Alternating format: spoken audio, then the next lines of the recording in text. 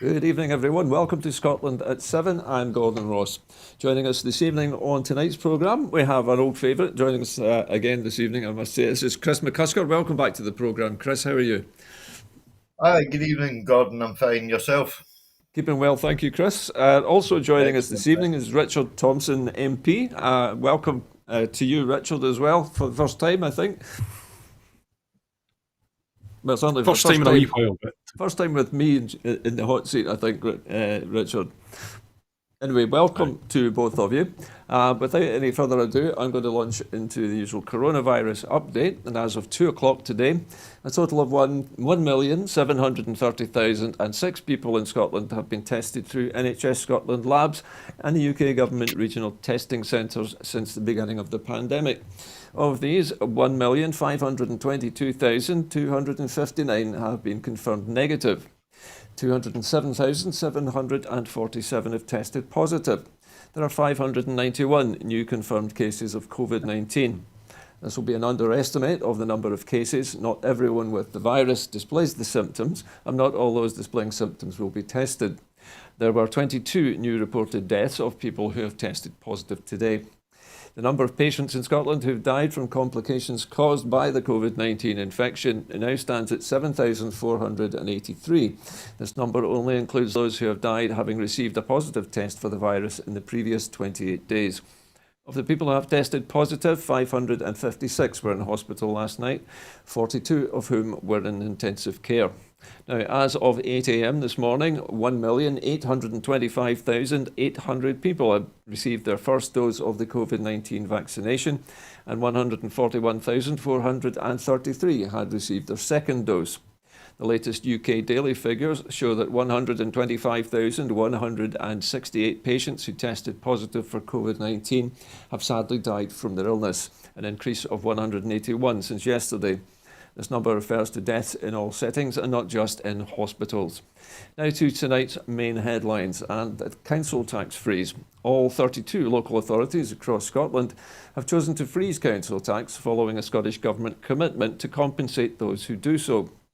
As a part of the 2021-2022 Scottish budget, the Finance Secretary, Kate Forbes, allocated £90 million, the equivalent of around 3% local council tax increase, on top of the local government settlement to compensate councils who choose to freeze their council tax. This is part of the £11.6 billion of funding from the Scottish Government that will be distributed to individual local authorities in 2021-2022. Finance Secretary Kate Forbes said, with people facing unprecedented challenges and extra pressures, now is a time to work together to provide stability and certainty. I'm pleased that councils have taken advantage of this additional support and have protected household finances.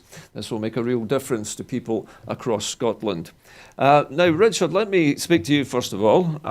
With council tax bills now due, in fact this month I believe, if I remember correctly, after months of lockdown, how on earth could any council really refuse these tax freezes, especially considering the package of remuneration that's just been announced? well, exactly. And I think it's shown that all councils are going to go along with the freeze. I mean, I was a councillor in Aberdeenshire for 7 years, and there was a sort of constant refrain from many of the other parties, other than the SNP in the chamber, that the council tax freeze was a bad thing. But then, as soon as councils got the freedom to lift that was also a bad thing. So there was a common denominator of SNP bad generally running through. But I think, with all credit to Kate Forbes, she's recognised the financial position that local government is in. Obviously, we've been protecting health spending over many years now. I don't think, in light of the year we've just had with the pandemic, anyone could say that that's the wrong thing to have done. But it's also important to recognise the importance of local government in terms of the response to the pandemic, in terms of the day-to-day services that we all rely on. So to be able to put in place a package of finance which allows local government to do what it needs to do at the same time as protecting, in this year of all years, the household incomes of people who are in the tighter financial circumstances than we've been for some time, I think is absolutely the right thing to do. And I think that's reflected in the decisions that Scotland's councils have each reached. Okay, well, thank you very much for that, Richard. Chris, another question for you. Having just mentioned to Richard in that reading out the report, the Scottish Government has made an additional amount of money, the equivalent of a 3% increase in funding, as well as compensating for this freeze. Why was it necessary, do you think, to add that 3%? Was this really about ensuring unanimity across all councils? Well, the 3% will go towards sustaining the local services first and foremost, because with the added concerns of the coronavirus, you've got situations the likes of bin lorry crews have reduced from from 4 down to 2. So, in which case you're needing obviously more crews to allow for social distancing. Therefore, you're using more fuel, things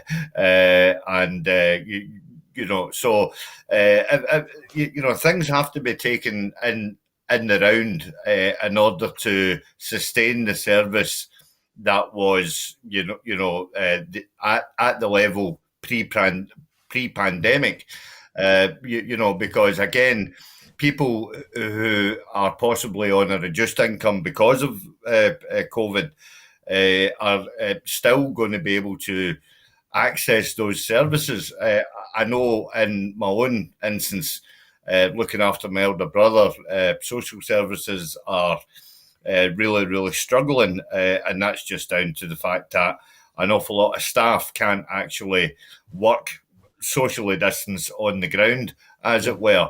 So they're having to spread their service a lot more widely and a lot more wisely. And it is, in certain circumstances, it's proven slightly more costly. I'm looking at this, Chris, and seeing that the council tax freeze, I would imagine, is going to be, at least for the next year, isn't it? So it's unlike Mr. Sunak, who keeps putting sort of cliff edge sort of deadlines on things. There isn't a deadline on this, is there? It's going to last for the rest of this year. Well, again, I think, and not for the first time, I've sung the praises of Kate Forbes, because she, as an excellent finance minister, she was a coup de grace and an appointment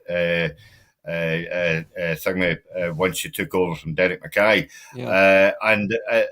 Again, it goes back to something that I said a couple of weeks ago, I think, is that it's breaking the norm of having an older person in charge of the finances, where you can have a very experienced head on young shoulders, and being able to balance the books. And people have to realise the fact that Kate Forbes is balancing the books like Derek Mackay done, with one hand tied behind her back. So I mean, it's absolutely amazing. Okay, thank you, Chris.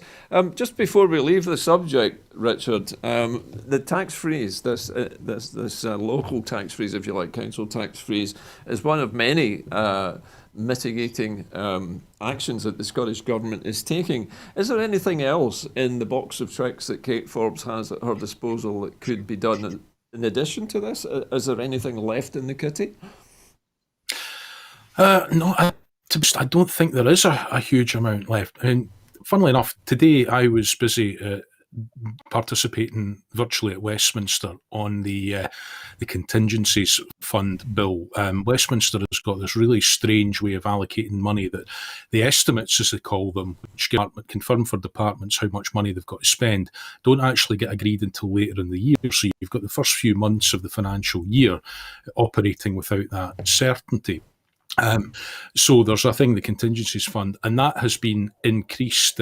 Normally it's 2% of the previous year's spend. Last year it was put up to 50% because of COVID to help tide departments over. This year it's been reined back in a wee bit. But I was careful to make my point in that about the need for greater financial freedoms for Scotland. Obviously, the SNP wants independence.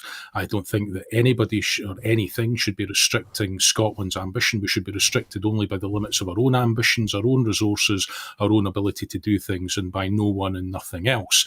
But in the meantime, what we're stuck with is a system, a fiscal framework, which basically means that problems have to be felt in England before Whitehall decides to trigger a fiscal response that then trickles through the Barnett formula to other parts of the UK and the devolved administrations. Now, I don't think that's a good way to do it. And we saw it at its very worst when it was decided that there needed to be another lockdown in England, which triggered resource for the rest of the UK, but which wouldn't have been made available under normal circumstances if either Scotland, Wales or Northern Ireland had decided to lock down without England doing it. We need to decouple, one way or another, the policy and spending decisions in England from those that we have. And that means having a Scottish Parliament that is sovereign in respect of its finances. And until we have that, either through greater fiscal devolution or, as I would want, obviously through independence, our finance secretaries are always going to have one hand tied behind their back. So what you're saying, Richard, then, is that in the event of future emergencies of any kind, the Scottish Government is always going to have to wait for the other shoe to drop in London before they can act. Pretty much. I mean, the Scottish Government does spend a lot of money, but a lot of that is already committed on things like paying for the contribution towards local authorities, towards the health service, for all sorts of other areas of public services. So there are some very limited borrowing powers, but the Scottish Government does not have the long-term borrowing powers for investment that many other governments, whether they're national sovereign governments or whether they're devolved governments or federal states in other countries, that they would take for granted. So yeah, absolutely, there is this intrinsic link between spending in England, which then creates a resource in Scotland. And that's one of the reasons why English votes for English laws was so insidious. It's not because any Scottish MPs particularly want to be voting on matters that don't affect Scotland, because we don't. But decisions on healthcare and education in England all have feed-through effects onto the budget in Scotland. And in any reasonable system of governance, you would expect that turbulence to be ironed out and for those issues to be decoupled so that governments can bring policy and resources together exactly as they would wish. So basically, we really need independence in order, I guess, so that we're not always constantly having to ride the coattails of whatever Westminster decides to do. Precisely. Okay, well, let's leave that subject for the moment and talk about hate, the hate crime bill. The hate crime bill of Scotland is expected to pass whilst we are on air. Decision time was expected at 7:30, and if it comes in a while we're live, then we will switch to bring you the result of the vote. The vote comes after 2 days of impassioned debate, particularly over women's rights and safeguarding freedom of expression. Summing up in the debate in the Scottish Parliament today, the Justice Secretary, Hamza Yousaf, said that the bill had shown the very best of Parliament. Now, the very best of Parliament, Chris, is not something I'm accustomed to hearing recently from Holyrood. We're constantly being told that the Parliament is being made a mockery of and that they can't find consensus on anything. Has there been an outbreak of peace, do you think, in Holyrood? Well, no, I wouldn't say that there's been an outbreak of peace sort of like all of a sudden. What I would say is that there's been a consensus of cross-party collaboration in forming this new bill. And that's exactly what, Humza was alluding to, is the fact that, aside the issues surrounding Nicola Sturgeon and Alex Salmon, and the ongoing COVID situation, and obviously the constitutional issue as well, stuff like that. You need a mix of different political voices in order to form, sort of like half decent policy. Yeah. You know, if you ever got a kind of like a one-party state who sort of like, you know, decided this is what we're doing, and you know, we're not going to listen from that corner or from this corner or from that party or from you know, whoever, then you know, it can be viewed from the outside as despotic. You know, if you contrast what is going to happen tonight, which I think Richard will probably be able to add to what I'm about to say, is that you very rarely see it in Westminster, because the Tories never take on any sort of like broad consensus, obviously from Labour or from the SNP benches. And, you know, only ever occasionally would they, you know, maybe give the odd concession to the DUP and stuff like that. Obviously, as you know, But it's politically expedient, Chris. Yeah. But you know, so you know, a working democracy takes in all voices, whether you like those voices or not. And don't get me wrong, you know, some of the voices from the Tory benches can be, you know, balanced and well-meaning. Yep. You know, not necessarily helpful, but by the same token, you know, professional politicians need to take everything in the round, you know, and then obviously arrive at a general consensus. Okay, well, thank you, Chris. Richard, I wanted to ask you that, you know, the Scottish Government has had a difficult balancing act with this bill. Do you think that the Scottish Government has achieved the right balance between rightfully criminalising hate crimes, you know, specifying what those are, and the right to freedom of expression? Have they struck that balance? I think they have, yes. I think we always need to be careful of people's rights and free speech and civil liberties. And when you're dealing with the coercive powers of the state, you need to tread very, very lightly around that. But at the same time, you have to be clear about what it is you're trying to achieve and who you're trying to protect by legislating. And I think that the point here is, when the bill was introduced, I don't think anyone could really have reasonably questioned the motivations.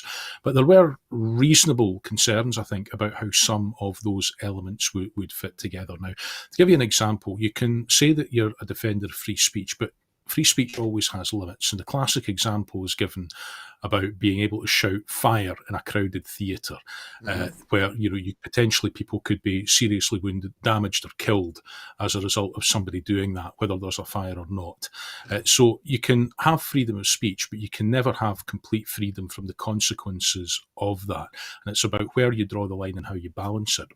Now, I don't normally have a great deal that's good to say about Adam Tompkins, the Tory MSP in Glasgow, who's stepping down. But I think that in this instance, the consensus that's been reached on this, which he put forward in an amendment, is the right one, because it's clear about the intent, but it's also clear about what will not be classed as hate speech.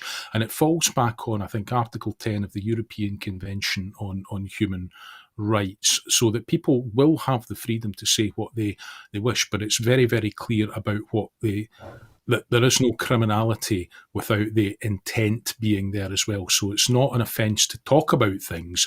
It is the intent that is there, whether or not there is a stirring up of hatred as the deliberate intention, rather than as the unfortunate consequence of something like that. So I think that on that particular aspect of the bill, I think that the balance that has been struck is a sensible and mature one, and it reaches that balance which you're always looking for between freedom of speech, freedom of expression, freedom of thought, and the right of people to be able to live in peace without harassment or being persecuted in that respect. So I think the balance has been reached, and I think it's just a function, as Chris says, of having to work within the way that we operate politically at Holyrood. And I think that he's right to draw the distinction with Westminster. At Westminster, there is this Tory steamroller because of their majority. At Holyrood, whether there's a majority or not, there just seems to be in the culture there a desire on the part of governments to try, since the SNP took power anyway, whether it's been majority or minority, there's always that desire to try and win votes by more than the number of SNP MPs relative to everybody else in the chamber. Sometimes that's meant having to work with other parties, rightly so. But I think even when there was that period of majority government, there was always that desire to win by more than the number of SNP MPs that were there. And that meant having to approach things in an inclusive manner and treading lightly. And I think that eventually that is where we have got to with this part of the bill. We often like to sort of portray ourselves as being sort of morally, I suppose, not superior, but holding ourselves to a higher standard than perhaps Westminster does. Is it, or is there an equivalent to this bill being talked about in Westminster? Is there a hate crimes bill in Westminster? Not at the moment. I mean, I don't think, not at the moment. I mean, I don't buy into the arguments about moral superiority. I think Holyrood certainly does business a lot better than Westminster. But I think that it's good to have the aspiration of being better. And that's a thing that I think that all MSPs should, and all MPs, but I think it's something that seems to be particularly ingrained at Holyrood, is that desire to be better, even if we don't always live up to the image that we have of ourselves or what we'd like for Scotland. It's something to all these national myths have their place, and in terms of how we would wish to be seen, we don't always hit the mark, but it's always something that we should be trying for in elected office. And I'd like to think that more often than not, those of us elected to represent Scotland in whatever parliament hopefully achieve that or come pretty close. Okay, Richard, thank you very much for that. Let's move to our next story now. The Scottish Tories are being accused of playing dangerous games with COVID legislation. The Scottish Tories have been accused of playing irresponsible and dangerous political games with the health of the nation.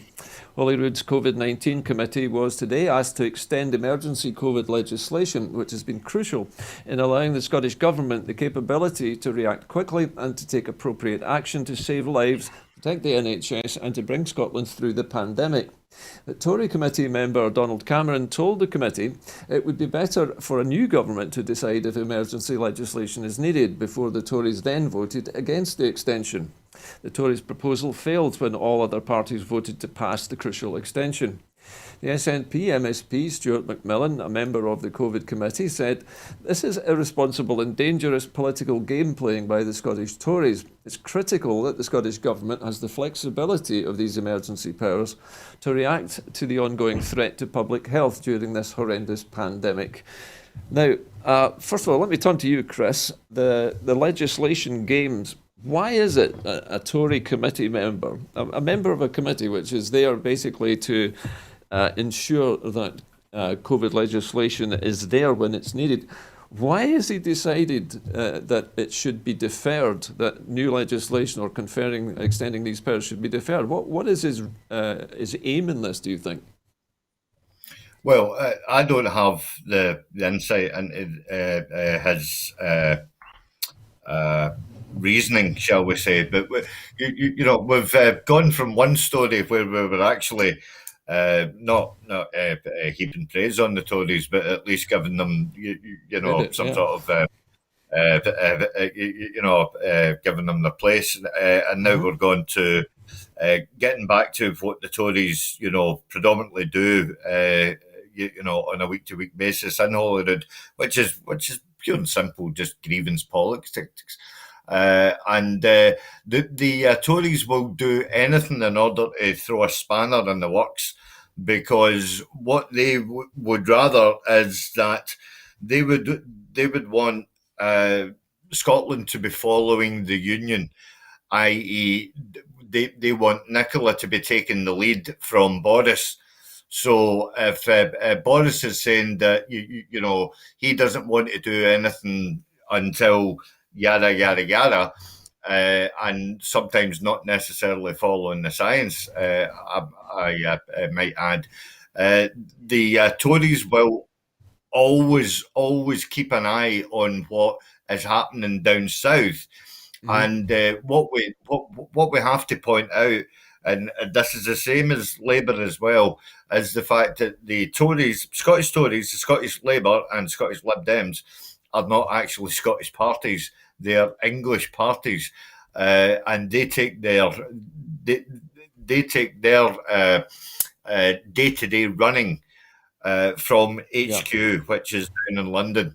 And London being so, can I say, London-centric, is because that they think about the Union first, which is England, and then the devolved nations after.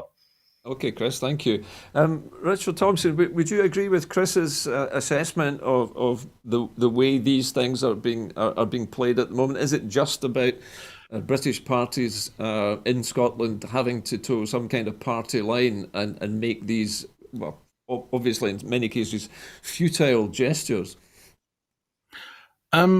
I think there's two aspects to that. There's certainly a large element of taking your marching orders from London, and you see that with the union unit that couldn't stay united long enough for it to have any impact on the independence debate.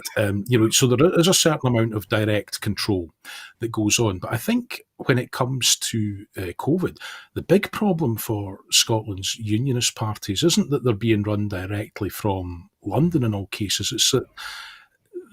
It's that particularly in the Conservatives and the government, Scotland just isn't really on the radar, and the Scottish Conservatives certainly aren't on the radar of the UK Conservatives. So you've almost got this situation where you've got Scottish politicians trying to present themselves as potential next First Ministers, but at the same time always trying to guess what they think is wanted of them. And they're just really not on the radar. They are not thought of, they are not considered in much the same way that Scotland is rarely thought of or considered in much of what goes on.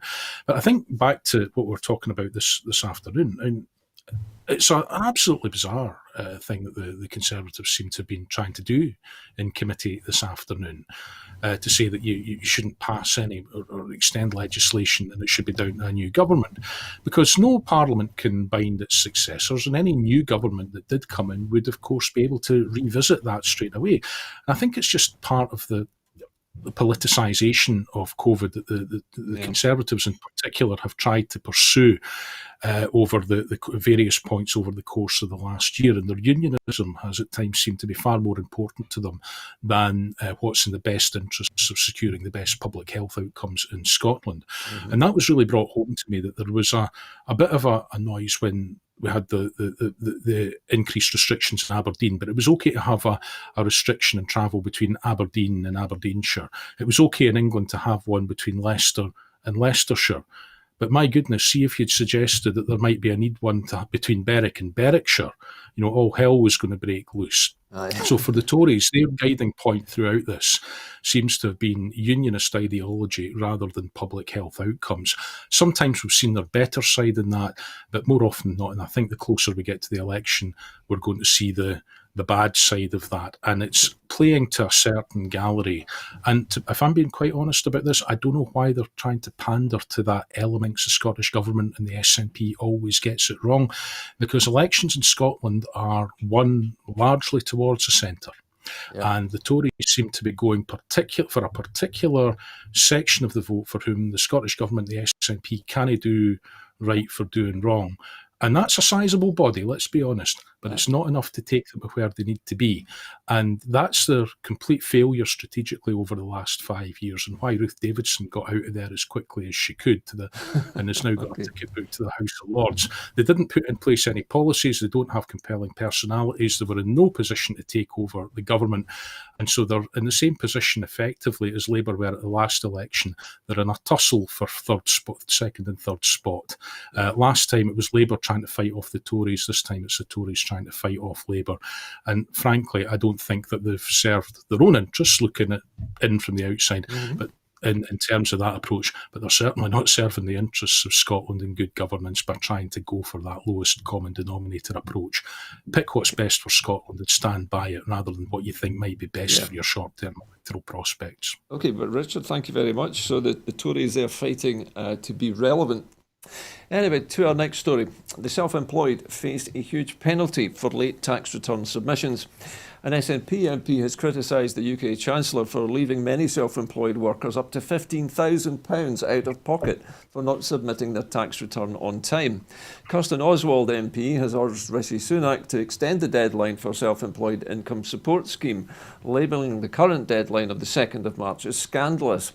In addition to the Chancellor's failure to support the self-employed, the SNP are also calling on the £20 a week universal credit uplift to be made permanent, and for NHS England staff to receive a £500 thank you bonus, much the same way as they have done here, I remember. Chris, this is a huge penalty, isn't it? Why is it that Rishi Sunak has decided that he wants to punish the self-employed for making a late tax return in this way? This is excessive, is it not? Well, the self-employed to Rishi Sunak are small, maybe one man, two man, possibly up to, a staff of 10. It doesn't really figure much in his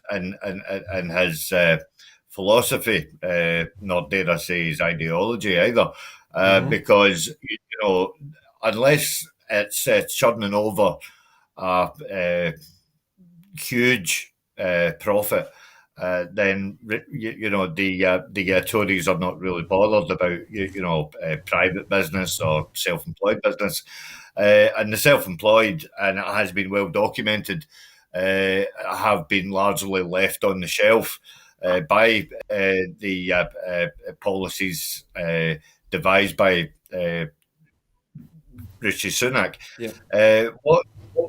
What we have to have here is clarity of leadership, and without Rishi Sunak actually, because I actually view him as being an autonomous minister within the Westminster setup. Interesting. He doesn't appear to be Boris's lackey, Yeah. but by the same token, I think he has to do what he is told to do. Okay, Chris, thank you for being brief. Richard Thomson, one of the things that strikes me about Mr. Sunak is he seems to be obsessed with these cliff-edge deadlines for everything. What is going on there? Why is Sunak think it's so important that all of these assistance packages have to be cut off at a certain point? Oh, where do you begin? I think the big problem with him, and I've said this on a few occasions, and apologies to any regular viewers of broadcast in Scotland who've heard me say this before, but he's lauded for his attention to detail, but he's got this almost obsessive attention, to my mind at least, with the wrong sort of detail. I was speaking in Westminster earlier this week, and I kind of likened him to the Wallace and Gromit Chancellor. I don't know if you remember, in Wallace and Gromit, you've got the train going through the house and Gromit's frantically putting the track down just in front of it. Yeah. And it seems that that's what goes on. There's no sort of long-term plan, and it's always just, right, this is absolutely the last time that we're going to do this, you better get ready. And then at the last minute it always again, and people have lost their jobs because of these last minute furlough extensions and things like that, and it's all so unnecessary. And if we just set out a decision making framework and said we're going to do whatever it takes and we're going to do it for as long as it takes, then you'd have that stability built in there. SMEs, self-employed, they're the backbone of the economy. Today, we, with the contingencies fund I was talking about, basically authorised government to spend, and the UK government to spend up to £105 billion. The UK government, like any sovereign government, has got tremendous flexibility in how to manage its cash flows in terms of providing services. It would not break the bank in any way, shape or form to allow a little bit extra flexibility for the self-employed who've been through, like the rest of us, the toughest of tough times. Give them a few more months to pay up. And by the way, while you're at it, Mr. Chancellor, make sure that you're doing something for the 3 million that are still excluded despite your furlough scheme and the self-employed support scheme. Well said. Thank you very much for that, Richard. Let's move on now. And research has revealed that a majority of British firms are feeling the Brexit bite. New research has revealed that 3/4 of UK firms are struggling with Brexit bureaucracy and delays. In a survey of more than 200 leading industrial companies, 74% said they're facing Brexit-related delays. Meanwhile, over half, 51%, said that this has led to increased costs, and 1 in 5 are losing potential business. Commenting, the SNP Shadow International Trade spokesperson Drew Hendry MP said, barely a few months into the UK's new post-Brexit trading relationship, and already the damage is being inflicted upon businesses is clear, with 3/4 of surveyed firms warning that Brexit bureaucracy and checks are leading to delays, and over half stating they are now facing extra costs. It is businesses that are being forced to pay the heavy price for the Tories' bad Brexit deal. Richard, let me come to you first on this. With over half of the UK's firms experiencing substantial delays or losing, and others losing business, how long can these businesses last before they have to give up on exporting to the EU or importing from the EU? I think the sad thing is that many already have. And far from being the world of opportunity with global Britain, I think businesses are starting to see, if they didn't know already, what benefits being in the European Union and having tariff-free and non-tariff barrier-free trade has brought. Because over the years, supply chains have shortened. Companies tend not to have big inventories if they don't need them now. They have just-in-time management in terms of that, and that's relied on being able to move goods around very, very quickly. And if you're getting delays at ports, if you're getting delays with customs declarations, if you're having to pay tariffs, if you're facing increased costs, then quite frankly, when margins are tight on a product or products, you're going to question whether or not it's worth the trouble. So there is not more of this to come. This is the new normal for us. There are no trade deals that can be signed that are going to remove that sort of friction that has been deliberately put into the system. And we're seeing it between Great Britain and Northern Ireland. We're also seeing it with between Scotland and Europe now, sadly. And it's one of the reasons why an independent Scotland that needs to find a way to trade as frictionlessly as possible with the rest of the UK. But the benefit that will come will be enormous from being able to trade once again freely and without tariffs and non-tariff barriers with the EU and all the trade deals that go with that. Thank you very much, Richard. Chris, briefly, if you would, having talked through, listened to what Richard was saying there, where does this leave the UK? It seems that Brexit has been a kind of solvent that has started to dissolve the union, and at the same time, Brexit is also gumming up all of our trade. Where are these sunlit uplands of Brexit that we were promised? Well, from the outset, there was never going to be sunlit uplands. That's obviously just a cliche that Boris Johnson has come out with, to try and sort of like garner support for, the whole act of self-destruction that the UK had into. But going back to the previous story about SMEs. And it is unfortunately those SMEs that are struggling, and predominantly it's within the food and drink sector, as Richard will know only too well, in his constituency of Gordon. The peers now, fishing boats and stuff like that can't get their stock down to Dover, and when they do get there, it's going to rock waste in the back of a lorry because of countless amounts of red tape that's been added to the actual sort of like crossing, and what it is this just-in-time industry. Which the fishing industry is a key part of, because the French love fresh as fresh can be seafood, and if it's even just a day old, they will just not sell it. Yeah, do you know what I mean? They won't even put it into a pot of soup, and so I mean, it has to be 100% purely fresh. And Scotland has always benefited from being able to have that unfettered access into the, direct into the French market. I've actually seen the process myself. Where the wagons roll off at Calais and stuff like that, and they go in various directions, Yes. towards France, down to Rouen and whatnot, what have you, in order to make, market deadlines. Well, Chris, thank you for that. It was very interesting to see, given all of these delays and the losses that Scotland's firms are suffering, how many companies come out in support of the union if we do have a referendum. Anyway, let's move on now to Malta now. And the killer of Daphne Caruana Galizia has laid out the murder plot in court. The self-confessed killer of Daphne Caruana Galizia today told the court that he and two other men used binoculars and a telescope to follow the movements of the investigative journalist for days before planting and triggering the car bomb which killed her in 2017. Speaking in the presence of journalists and Daphne Caruana Galizia's relatives in Hall 22 of the Law Courts in Malta's capital Valletta, Vincent Muscat gave the fullest account yet of the plot to murder the journalist. Daphne Caruana Galizia's death in October 2017 was met with outrage across Europe and embroiled Malta's ruling Labour Party in a political scandal which led to the resignation of the Prime Minister in 2019.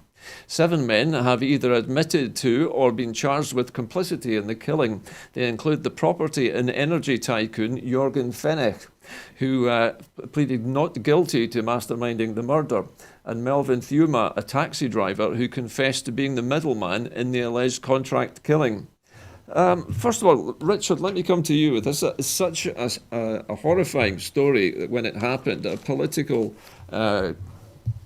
columnist, basically a writer, a journalist, had discovered and was reporting on high-level corruption and was murdered for her trouble. And this has rocked the whole of Europe.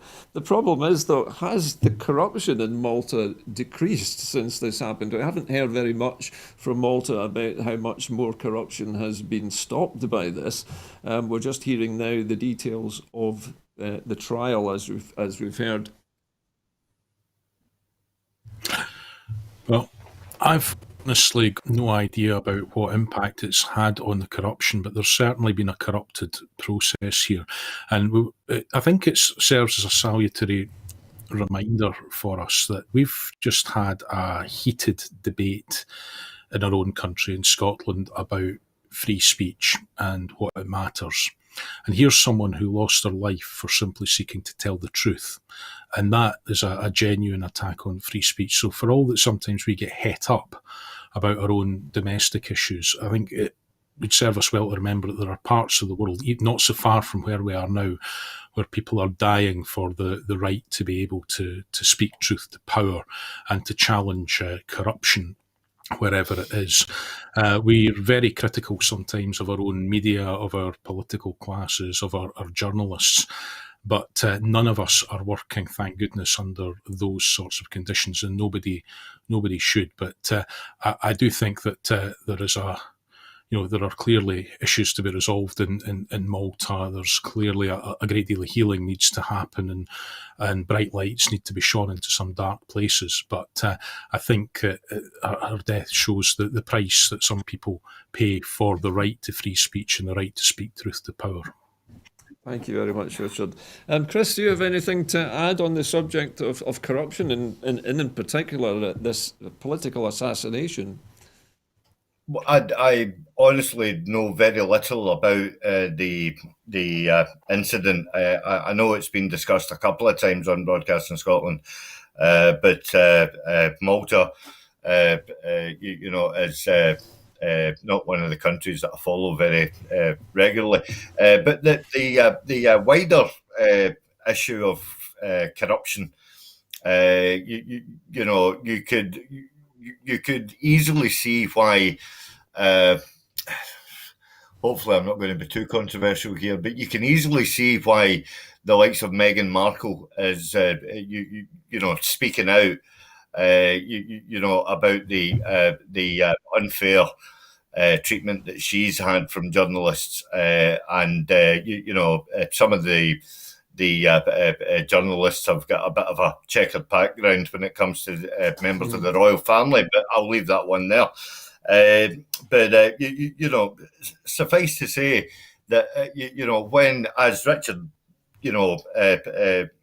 alluded to, on a day that we've been discussing hate speech and stuff like that, for being tracked, because you are simply unearthing the truth about corruption.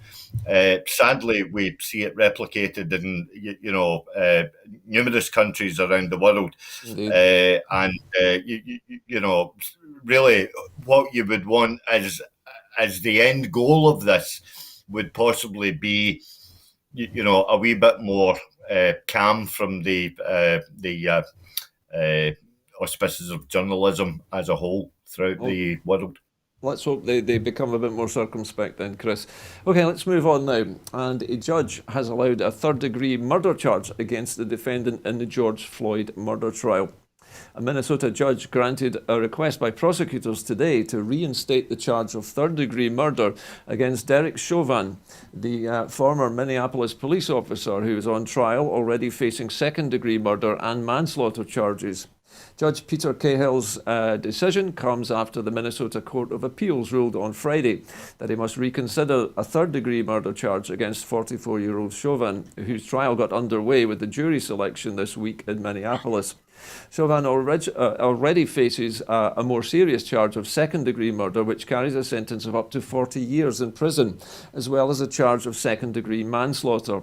The reinstatement of a third-degree murder charge was a victory for state prosecutors, who had sought an additional lesser murder charge, in part to afford them an extra path to a conviction, should the jury find the evidence does not support the most serious charge. The third-degree murder charge carries a sentence of up to 25 years in prison. Chauvin's charges stem from his actions during the arrest of George Floyd on May the 25th, 2020. Videos show Chauvin kneeling on Floyd's neck for nearly 9 minutes. Now, let me come to you first of all, Richard. Is this just a way, do you think, for the prosecutors in this case to have a sort of belt and braces approach? So if they don't catch Chauvin on a more serious charge of second-degree murder, that they have this as a backup so that they can secure a conviction. Is that what's going on here? I honestly couldn't tell you. I mean, I can understand the logic of that. I mean, the idea that the charges would be lessened, I think, or that they might be looking for a lesser conviction, I think, is one that would horrify and make a lot of people look askance, having seen what happened in the eyes of the world to George Floyd. But I think I can see from a prosecutor's point of view the logic that there is in having the option of allowing a jury to convict, because if there is a reluctance on the part of a jury to convict at a higher level, then if the alternative is for somebody who has clearly transgressed to walk free, then I think most people would understand the argument for allowing for the possibility of a lesser conviction. But I think that this is an issue, an event which very, very few people any longer will not have an opinion on. And I wouldn't wish to contemplate the possibility that they were setting somebody up for a lesser conviction in this case, simply because they weren't confident of the initial charges that had been laid. But I think it may come down to prosecutorial tactics rather than anything else. But I think we just have to wait and see how this one pans out. But I think we all know what we saw in the footage of that, and would all hope to see justice done. Well, let's hope so. Chris, briefly, if you would, George Floyd was pinned down for 9 minutes and repeatedly said he couldn't breathe. In America, there are several different degrees of murder charges. Premeditated murder is murder 1, if I remember correctly, and murder 2 is where there is intent to kill, and I think murder 3 is one of these sort of spur-of-the-moment ones. Is there, or do you think this is too extreme? Should this cop be facing a second-degree murder charge, which I think, if I remember correctly, I could be proved wrong on this, means that there was intent there to kill him, that he ignored the man's pleas? Well, I mean, I think the court proceedings has been well documented and laid out, and the evidence is there for all to see. And what I would like to just offer is the fact that the family of George Floyd just want justice. And whether that justice is seen to be served in a 25-year sentence or a 40-year sentence, I would possibly suggest that might be slightly immaterial, because if you were to apply a bit of Scots law logic to it, at the end of the day, a conviction is a conviction, and no matter how you look at it, the evidence is there, plain to see. The fact that for the full 9 minutes, unfortunately, that man saw fit to apply that amount of pressure, and it really shouldn't have happened. So at the end of the day, what they do in the backgrounds and stuff like that with regarding American justice and stuff like that, within the courts, I would think that for the George Floyd's family and for possibly the black community as well, that they just want to see justice done. Okay, well, let's hope that they do, Chris. Now back home for our next story. Nursing and midwifery student numbers are to increase. The number of student nurses, midwives and paramedics entering the Scottish Government-funded degree programmes will increase by 5.8% in 2021-22, the 9th successive increase in a row. Overall, this year's increase will mean a recommended intake of 4,449 nursing and midwifery students for the upcoming academic year, up 243 places from 4,206 in 2020-2021. In recognition of the mental health and well-being impacts from coronavirus COVID-19 pandemic, mental health nursing sees the largest percentage increase this year to a recommended intake of 740 places, up 13% from the previous year and 76% over the course of this Parliament. Further increases in student intakes to support sustainable workforce numbers also include midwifery, which will increase to 287 places, up 6.3% from the previous years, as well as paramedic science, which will increase to 300 places, up 7% from last year. Tuition is free for Scottish domiciled nursing and midwifery students, and these students are supported by a bursary of £10,000 per year, the highest value nursing bursary anywhere in the UK. Richard Thomson, a good news story for a change. Again, the Scottish Government is doing its day job, and in this case appears to be responding extremely quickly to an urgent need for specific healthcare professionals. Absolutely, and I think the government is to be credited with that. As I said earlier, one area of the public sector that has seen its funding level sustained over the last few years in the face of real terms cuts from Westminster has been the Scottish NHS, and I don't think anyone can doubt that was the right decision in light of the year we've gone through, but also in light of the year we've gone through, I don't think anyone could doubt the pressures that our NHS doctors, nurses and healthcare workers have been through. So I think to ensure that we are continuing to have enough people coming into nursing and midwifery services, nursing more generally, I think is absolutely the right thing to do, because you can't just turn somebody into a nurse overnight. There needs to be education, there needs to be training, there needs to be practical experience, but it is about having that pipeline of commitment and talent coming through, just as it is in the teaching profession,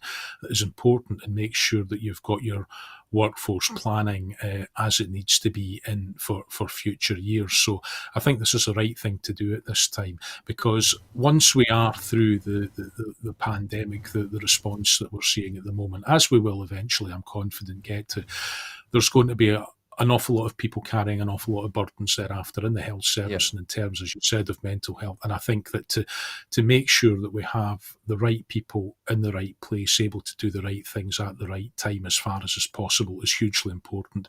And this is a very, very important investment in the future and in workforce planning for NHS services in years to come. Okay, thank you very much, Richard. Again, I'm afraid briefly, Chris, if you would, I know that you feel very strongly, particularly about mental health issues in Scotland. Does this go some way to allaying your fears about how mental health has been affected through the pandemic? Definitely, you know, and I really can't add much to what Richard excellently said there, as the fact that, you know, when you look back, Scotland has actually got a past record of, you know, recruiting into the NHS and stuff like that. And it's, you know, it's not just sort of like forward forecasting for, you know, the likes of, you know, possibility of a pandemic, but you know, the policy of recruiting nurses is obviously down to the fact that the you know, people are taking their retirements earlier and stuff like that. You know, and we see the life expectancy in Scotland actually extending from what it was in the 70s to what it is now. Is the fact that you know, people living longer obviously need more care. So you know, and again, obviously within the sector of mental illness and stuff like that, you know, the more nursing staff and the more care staff that can get, obviously, is going to be a benefit going forward. Okay, thank you very much, Chris. I'll come up to our last story now. And this is about creating an inclusive digital world. I am just hearing that we might be going to a vote in Holyrood shortly, but I'll continue with this story and we'll interrupt it if we get news. Okay, so in creating an inclusive digital world, an ambition to achieve world-leading levels of digital inclusion is at the heart of plans to equip Scotland for the technological transformation of the post-coronavirus world. The updated digital strategy developed by the Scottish Government and COSLA in consultation with business and the third sector also highlights a shared commitment to deliver digital public services that are accessible to all and simple to use. On the economy, it recognises the potential for technology and digital ways of working to support Scotland's post-pandemic recovery and its environmental targets. Setting out the vision for every business to become a digital business, the strategy makes clear that improved digital education for children and continued upskilling of the existing workforce will be crucial if Scotland is to keep pace with the world internationally. I understand that we can go to Holyrood now for the vote. They're just voting now. I think we'll come back to the story as and when we hear the result. Okay, let me just finish this story. There's less than a minute to go before the vote is announced. This strategy also aims to support the success of Scotland's tech industry as an innovative and global player, fostering a network of digital and data talent and attracting inward investment. Richard, we have a few seconds to talk before the Holyrood vote completes. This, again, is another good news story from the Scottish Government, isn't it? Absolutely, and I think digital inclusion is so important. And and anyone who has been homeschooling over the last few weeks will confirm that, and as well as trying to work from home. But there's key components that need to be part of this. People need to have access to devices. They need to have access to reliable internet connections. They need to be able to pay for it, and they need to be able to have all these three things together. And in large parts of Scotland, one or more of these things often isn't there. Listen, we're going to Holyrood now.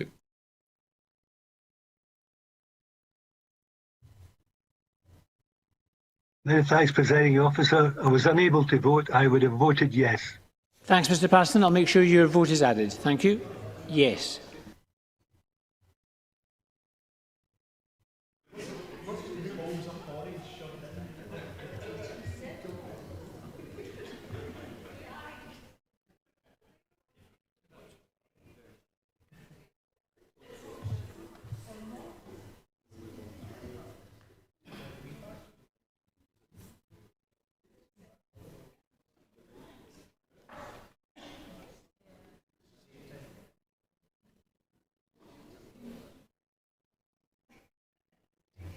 Looks like the vote. Thank you. The result of the vote on motion 24322 in the name of Humza Yousaf is yes 82, no 32. There were 4 abstentions. The motion is agreed and the Hate Crime and Public Order Scotland Bill is passed. So there you have it.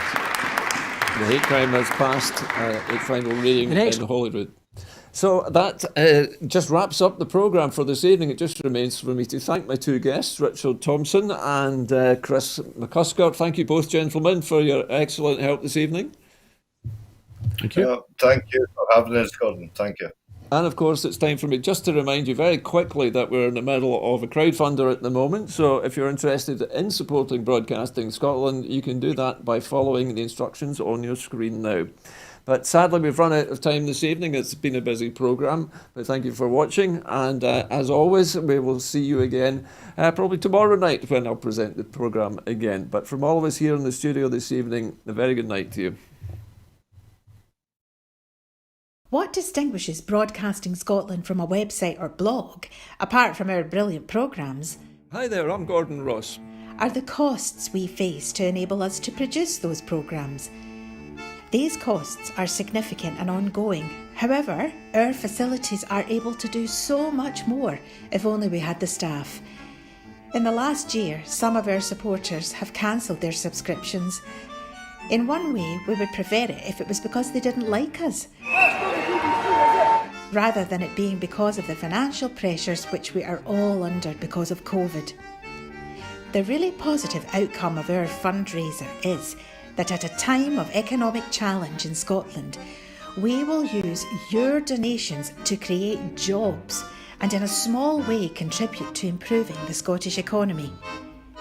If you want us to be Scotland's independent broadcaster, able to provide an alternative mainstream television platform, then please support us. Scotland is going to be an independent country. Just imagine what we could do if we had even 1% of the BBC Scotland channel's budget. Imagine. And then please consider turning your imagination into reality. Please support us if you can afford it.